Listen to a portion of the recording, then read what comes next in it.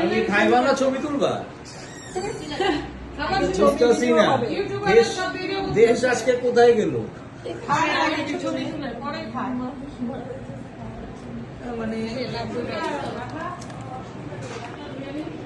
এবার খাও তুমি খাও দেখাও লাইট জ্বালেন দাও এই যে আজান আজান কোথায় ঢুকছে আজান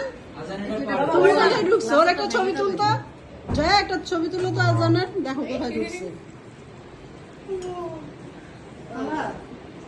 এখন হলো সবার